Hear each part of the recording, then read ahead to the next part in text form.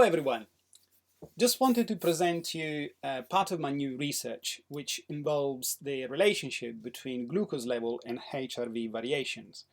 I have already published a couple of videos on my website at alessandroferretti.co.uk. However, I wanted to take this research a little bit further with much more in-depth investigation. So I have used 24-hour monitoring devices. Now, I wanted to look today more specifically at HRV on 24-hour recording method and looking at specific glucose variations and obviously going into case studies with these HRV glucose variations. Now, first of all, what is heart rate variability?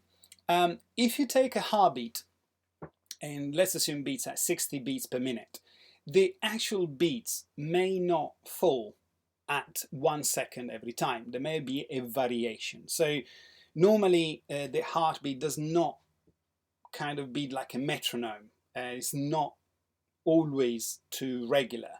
And HRV is a mean of measuring the variations that there are between the heartbeats. So generally speaking, a heart that is well rested, or a body that is well rested, tends to have larger gaps with an increased HRV, meaning the heart rate might normally be lower, but the variation between the beats are actually bigger.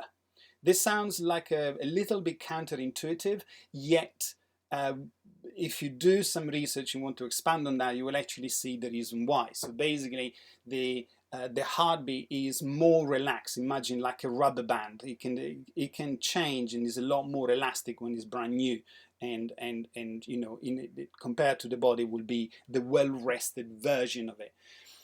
By the other hand, if the heartbeat is very regular, this will tend to generally be associated with a higher heart rate. Not always, but generally speaking, if the variations of the heartbeat are lower, these will correspond. So if the heartbeat is more regular within the beats, that tends to be normally related to a stressed out heart or person and or an overtrained body. Now, there are two types of measurements. The first one I tend to use is a snapshot. So every morning, roughly the same time or after the same time upon awakening, trying to maintain all the variables in my environment as constant as possible, and that will be useful to create a baseline. The other is at specific time to measure how the environment is influencing our performance and physiology. Now, I wanted to use something that will give me an idea more on an ongoing basis. So I have used a 24-hour monitoring device for these experiments. Now, this is the graphic. As you can see, the heartbeat has two main domains. The one is time, and the other one is actually the frequency. And through equipment, you can have an idea of both. Obviously, one of the best one would be like an ECG, just then measuring the heart rate. So what is the significance of heart rate variability? Well, HRV is a marker that can provide good indication of sympathetic activation. This will probably include life load, stress, inflammation. Now, it doesn't tend to distinguish between the two as stress, life load, and inflammatory response, but generally speaking, someone can be very relaxed yet inflamed. So, for example, if I have a heavy sparring session, I will end up very relaxed at the end of it, probably a bit bruised, but very, very inflamed. In that case, HRV is dramatically reduced due to the inflammation, but not the actual sympathetic activation. So what I'm trying to say is it can be a measure for sympathetic activation and or inflammatory response, may not be distinguishing well between the two. Regular HRV measurement can identify changes between the balance of sympathetic activation and parasympathetic dominance. So it can provide a useful mean to identify individual stresses and recovery capacity. As far as glucose is concerned, now we know that glucose is affected by many things in our environment, including hormones, neurotransmitters, dietary choices, the timing of these dietary choices, lifestyle factor. But how quickly is this glucose level affected? This is something that always interested me. And in addition to that, are glucose level affected by inflammation? How much and how these are affected? So we kind of know that certain neurotransmitters would raise naturally glucose level, but I wanted to research in a real environment with a real example, not just a textbook. In addition to that, can we provide some form of quantification via ongoing HRV monitoring, both as a snapshot or on an ongoing basis? So I just wanted to start to look at comparison of HRV glucose. This is a graph of heart rate, is the blue line going across, that one there, if you can see my pointer. And in addition to that, you can see very well the area of parasympathetic state, very well highlighted in green, and also sympathetic and or inflammation state. This is a kit called First Beat Bodyguard 2 from a company here in the UK called Optima Health. I think the company is Finnish. But any form of HRV equipment can be used for a similar measurement. Now, this is totally personalized, therefore I personally believe is much more precise in subtle variation, which is what I was interested into. So you can actually see the different parts of the day. You have a relaxation which is carried on in that. So that relaxation is meditation, or can be, I don't know, some form of breathing techniques, whatever that may be. Interestingly enough, this is me, one specific me, so I can talk about it without disclosing anything about anyone. That is actually my meditation. This is when I practice my forms, either very, very slowly in a more meditation side, rather than, putting power and strength to it. And or I have a meditation to set up my day, to just, clear up. And that is picked up very, very well. As you can see here, at around 8:30, that the strongest parasympathetic activation, that's down to an ice cold bath. So you can actually see that is reflecting very, very well. You can see the heart rate went up and down quite substantially after an initial challenge. So that can provide, greens is the parasympathetic and red is sympathetic and or inflammatory response. This is a 24-hour monitoring glucose device, blood glucose, and I have used a piece of kit called Libre, meaning Libre like the word free, I believe in French. And that is a little sensor implanted at the back of your arm. Is an external sensor with a little thread that goes into your skin. And you don't need to do anything else. You got the sensor there, you need to scan it 3 times a day, at least, so every 8 hours, because the memory of that sensor will carry out for about 8 hours, and then it will start to lose the data from the start. So I scan it way more than 8 hours. Really, really useful to actually see the variations. Now, just to make clear, I have no financial associations with any of the companies I'm going to discuss with, except me using the products. So all of these products, I pay for it, and I haven't had anything free, and etc., etc. Anyhow, so you can actually see the glucose here, the glucose level going up and going down and following the fluctuation. So, for example, coffee creates a little dip, a little peak up following a dip. Now, please do consider that the low readings, so 3.7 here, 3.6, 3.4, and 3.4, these to me are reasonably normal because I am on a very low carbohydrate diet, actually in a full ketogenic, fat adapted diet.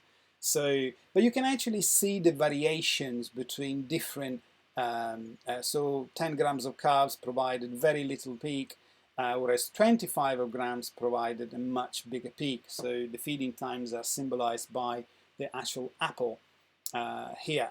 And alcohol, for example, created a substantial fluctuation that actually had the biggest expression in 3 hours later. Interestingly, if people drink alcohol at night, maybe it affects them more than what they can potentially imagine. So I decided to superimpose the two and see if there is a correlation. And actually, if you see the vast majority of the area that is green also corresponds to a quite stable level of glucose, but in addition to that, to where the lowest are generally recorded on average, on average, not just as a single figure. Whereas the sympathetic activation, as you can see, it starts to be more irregular and flickering. That has this very specific pattern. So started to notice these patterns between HRV and glucose trends. We also noticed that there was a slight delay, and this delay can go from around 15 minutes to 45 minutes from the time that there was a sympathetic challenge, a sympathetic activation, and the time in which the glucose would raise. So the glucose will go up, but there is a slight delay. And these tend to go hand in hand with sympathetic activation increasing the blood glucose level on average, and the parasympathetic dominant in decreasing the glucose average, except in feeding times where this correlation is less clear. Now, sometimes these changes on HRV are reflected very well for a short length of time, and some others much longer. However, definitely I started to see some correlation in there. So in order to make the life easier, I started to divide in boxes. So the red box will be the glucose level that is higher, that will correlate to a lower HRV, whereas the green boxes is where the glucose average level is lower, which will indicate a higher HRV. And that will be your parasympathetic state. So red box, sympathetic state, higher glucose. Green boxes is lower HRV, more parasympathetic with lower glucose. Then I also added a couple more, which is the blue box for physical activity and the gray box for feeding times. And we see all the different changes that we can have. Now, instead of superimposing it, to make the graph much clearer, I decided to add the glucose level chart below the actual HRV chart. And as we start to see, the highest rest response with increased glucose is actually quite substantial. So in this event, this person did not actually rest very well until 3 o'clock in the morning. So the person was asleep, but actually was still in sympathetic activation. And it took the person all the way up to probably 3 o'clock to reduce the heart rate, as you can see here, to eventually enter a full, nice and stable parasympathetic state. Now, interestingly enough, as you can see here, the level of glucose, as far as following the parasympathetic states, are probably, on average, one of the lowest within the day. And that actually had a reflection post that period, keeping the actual glucose level low. So we are starting to see a quite substantial and strong association. We also see that, for example, exercise seems to affect the glucose. This bit here was actually exercise, and you can actually see the glucose is mobilized, and post-exercise within half an hour tends to go back to normal. Now, it is quite interesting to see that sympathetic activation, inflammatory response will actually raise the glucose level, and the parasympathetic activation will decrease. Exercise tends to temporarily increase it, but then dropping down to baseline. This is another example which I really like on another subject, where the person started the day, there was some form of physical activity to start, but as the heart rate once again was dropping, going back to baseline, the same pattern was actually followed by the glucose. Then the person entered parasympathetic state, there was a little sympathetic activation, yet the glucose level was nice and stable and starting to taper up only at the end of that parasympathetic state. Eventually, there was some more physical activity, and in that time the glucose was pretty much constantly risen. I mean, we have a top here of 6.6, which is, you know, way above 120 on top of my head. However, during physical activity, that is actually pretty, it's pretty normal. Yeah, obviously the body wants to mobilitate glucose in order to potentially look at dangers, or the body can perceive exercise as a danger response. And one thing I wanted to bring your attention, not sure if you can see the cursor here, but right in the middle of the screen, dealing with the bad, the word is dealing with the bad news. That bad news, roughly there, peaked the glucose level at 6.8. So when we are any form of information that we receive, our brain has got to do something with it. Our brain has no choice to do something with it. We cannot ignore it. We can consciously ignore it, but subconsciously the body has to process that. And that bad news was, in this specific case, was a bereavement, and the glucose peaked nearly at 7, which is pretty high.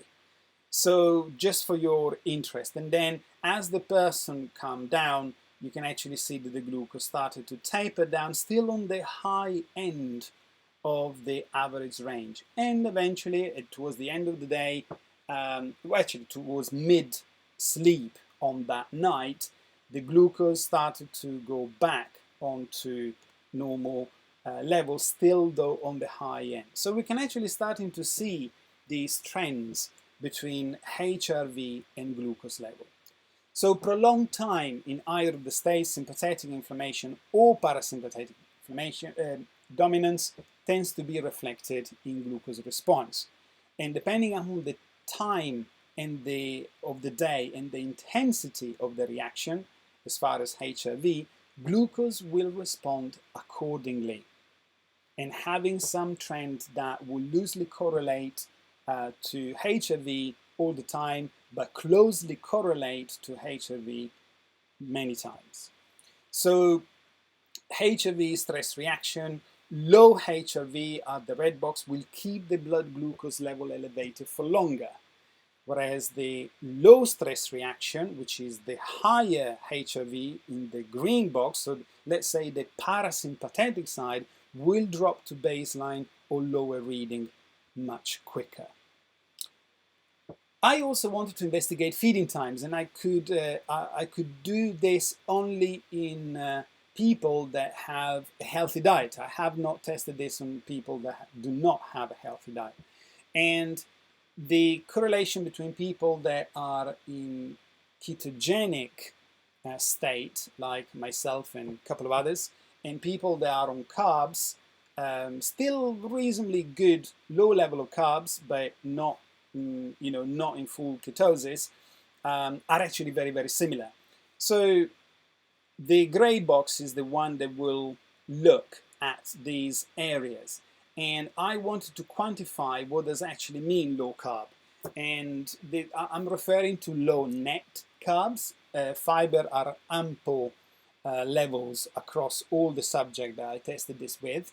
Protein is medium, is around 30 grams, and high fat to me is over, equal or over 60 grams. And I just wanted to define this because there is so much confusion of what is a low carb. If someone is having 150 grams or 200 grams of carbs a day, for them low carbs could be 100. Well, for me, 100 is 5 times what I consider low. So it's not actually that low. So interestingly enough, when the net carbs were around or below 20, the glucose level had hardly any fluctuation whatsoever. Whereas in times where carbs were much higher, then we could start to see fluctuation. So normally, without the increase, we can actually use this strategy in clinical applications. So for example, people that want to reduce their fat mass and their adiposity, central adiposity, not necessarily in the obese or overweight, but they have all the adiposity accumulated centrally. We can also use that in type 2 diabetic, type 1 only supervised by a medical profession or supervised in general. And we can use this application to support their glucose level in a very, very effective way. Now, this type of feeding perhaps is not applicable for post-training states where even I tend to even I would use carbohydrates in the first meal post-exercise in order to really try to refeed and restore some of the glycogen I might have lost during the training. In feeding times, on the other hand, where carbs are over and above 30 grams, normally there is between 40 and 100 depending upon the individual, then the glucose had some significant fluctuation and then eventually taking around 1 to 1.5 hours to go back to baseline. So obviously, especially after training, there might be some form of inflammatory response which will lead to insulin resistance. So regardless, the muscle through GLUT4 or for the brain GLUT1 activation due to exercise will draw the glucose into the cell. Maybe if there is still some insulin resistance, and this is an assumption, it might take a little bit longer to actually get down to baseline. Now, interestingly enough, coffee, I had to study coffee. Yeah, I'm Italian, so I I did quite a lot of experimentation on N=1 and N=10 and then moved to 15 and so on coffees. Now, good quality, guaranteed mycotoxin free and organic coffee it is true that creates a very short increase, but very, very quickly goes back to baseline. Whereas very poor quality coffee tends to have a much long-lasting effect or longer lasting effect. Now, I don't, I checked different companies here in the UK. There are companies here in the UK that actually have great coffee. I tend to use one called Crukafe, Crukafe. Once again, no financial connection between me and the company, except I purchased their product. If you are in the States, you may want to look for other type of coffee. There are many podcasts from Ben Greenfield and Dave Asprey, or just in general, that will cover the coffee section. Personally, I prefer the Crukafe, but you can search in whichever way you want as far as coffee. Just make sure that you drink the good stuff, because you may react and has a reflection in blood glucose level, as I have tested and seen. So went into the typical hotel sachet that is ready there available for mass market production with no guarantee of what the heck is inside there, and my glucose level stayed constantly elevated for an hour and a half, an hour and 3/4, with gastroenteric symptoms also present. So there is a substantial difference between coffees that you can. So please do ask the company to quantify their quality, mycotoxin, organic, and whatever you want to do. So the comparison between HRV and glucose started to make a little bit more sense. So as you can see here, you can see from my cursor, the lower blood glucose level is associated with the highest presence of parasympathetic activity. Once again, this is me, specifically, this is me during a lecturing day. This was, I remember it was a lecture in Brighton, and I had to drive to the location. And to me, 3.1, 3.7 are reasonably normal, and I tend to operate well at this level as long as I'm in ketosis as I normally am. And really, really interesting, you can actually see the levels of the time in which I am in parasympathetic, and that is during sleep. Strangely enough, the lowest heart rate here has prompted the lower level of glucose, or one of the lowest. And then that was the driving, so you can see the coffee brings it up and then down. And then total relaxation during driving. It was a Sunday morning at around 7 o'clock in the morning, so basically motorways were empty. Really lovely journey down toward the seaside, so pretty good. And then I had the lecturing, which I have defined as intense work activity. Now, the lecturing for me is, I tend to put lots of effort in my lecturing. I'm very excited about the stuff I do, the research I present, so that is reflected into my physiology. And that equates to my body perceiving me during work activity that is intense, i.e. lecturing, as a very low, mild physical activity. So, and as you can see, for the vast majority of the day, it is true that it's still low, but you can actually see that it keeps increasing and increasing and increasing all the way towards the end of the day. In addition to that, we actually looked at the feeding times with no carbs. And what's really interesting is that you can actually see that's the feeding time, is one here and one there.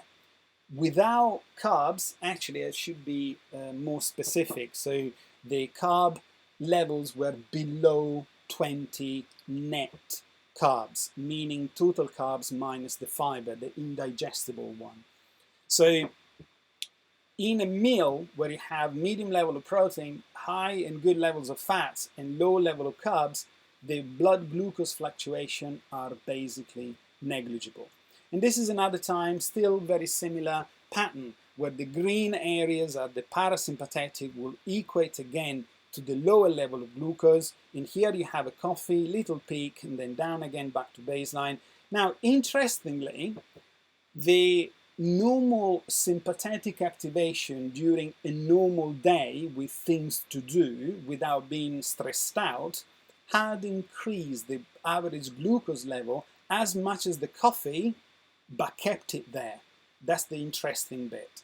And then another parasympathetic activity going down, and then more sympathetic activation, and eventually feeding time with no carbs. Once again, there is a lack of reading here, but you can see that from the start in here to there was a peak in there, but yet he actually brought it down again. And then once again, a form of stress response into the body that has mobilitated glucose level because of exercise. It was a short burst exercising routine. This will be your high intensity training or Tabitha, whatever it is, but anyhow, it was short and intense. That has generated a peak of glucose. And then eventually, once again, feeding time with carbs, and that also, within the carbs, there was also alcohol.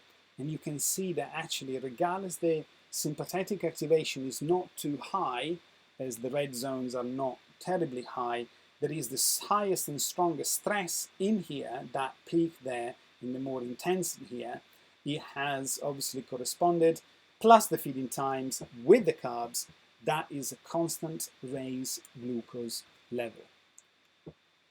So, interestingly, blood glucose raise, it's independent from HRV when associated with food intake most times. So, basically what I'm trying to say is that if the person will consume carbs, there is a an increase in the blood glucose, which is totally normal, and then eventually will go back to normal.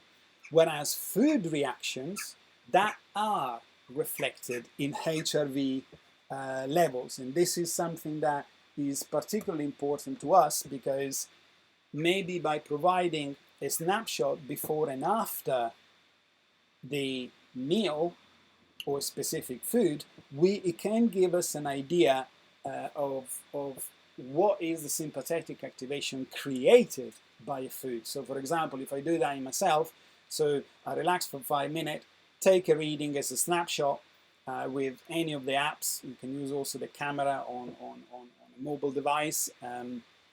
Then I eat a certain food. For me, there are foods that are very high in histamine, be naturally slightly higher in histamine, and then finish the meal. 15 minutes later, I once again relax for 4 or 5 minutes and then retake the reading. There is a substantial increase in heart rate and decrease in heart rate variability. So we can actually use that. So food reaction will increase in HRV, sympathetic activation and inflammatory response, and will tend to drive the glucose higher. And in this case, the correlation between glucose and HRV is actually quite strong. In heavy responses of sympathetic activity and or inflammation, the glucose level becomes more unstable with more rapid flickering of the level. So not only is higher on average, but also it tends to go up and down. And that is when the craving happens. So each one of us that went through this procedure has actually shown that it's not so much the level of the glucose in the blood on average that creates the craving, or even if it's higher or lower compared to the average, unless we go very, very, very low, but then we go into a hypoglycemic instance, is the very sharp drop of glucose from any level to a much lower level that would actually generate the craving. This is part of the limbic melanocortex system that will actually generate that specific craving as the body perceives that as a danger as the blood glucose is dropping very, very quickly. So in addition, the intensity of either of these states also is reflected in the glucose level. And we can see the highest sympathetic activation has been correlated with the highest peak of glucose registered and the highest level of disruption. To conclude, what have I found out through this research project? Accounting for a delay response that can go from 15 minutes to 45 minutes, there is a correlation between HRV changes and glucose. If the HRV is low, meaning sympathetic activation and or inflammatory response, then glucose seems to raise and stay at the highest average. On the other hand, the highest parasympathetic states are the ones that would correspond to, so high HRV, high parasympathetic state will correspond to actually lowest average glucose, but also a lot more stable. This could also be useful to develop a non-invasive system for HRV recording to identify potential glucose behavior. So maybe if we use some form of app, there are a couple of researchers that started to research about skin conditions and skin sensitivity and skin sweat glands and skin glucose concentration that give us a reading. They're all at very embryonic stage, but they are there. There are a couple of universities as far as I'm aware of. Now, there are limitations for this because, for example, we cannot provide a specific measurement. We can't transpose a HRV reading to a specific glucose value. This is one of the limitations we have. So, however, if we measure a form of ongoing measurement or a baseline and we see that someone is not recovering, heavily affected by stress response, so if we see constantly very low reading of heart rate variability, maybe for their practitioner, this could be a very interesting time to start to perhaps advise to take blood glucose reading. I just had one last week. One of my colleagues, I can't mention the name because you may know the person, and you know, in his personal words, he was exercising himself to diabetes exactly in the same way as I was. So I had at the time a paleo style diet, and so no refined stuff, very little alcohol, no sugars in the diet, not so much fruit, plenty of fibers but not too high carbs, so the usual, you know, clean diet, yet and exercising well and thinking of recovering well, and to a certain extent I was, yet my average glucose was 5.5, which was fasting, that is, and that was just under the 100. Genetically, I found predispositions that will keep my glucose levels slightly higher. So I had to take choices, hence I went on a ketogenic diet and being fully fat adapted, and I'm going to stay there regardless how is my performance affected. So I had to find out a way to increase performance on a ketogenic diet in anaerobic bursts, which was rather interesting. So we can actually see the HRV ongoing measurements or baseline measurements can provide some guidance for practitioners to advise their patient that maybe would be wise to start to record their glucose level.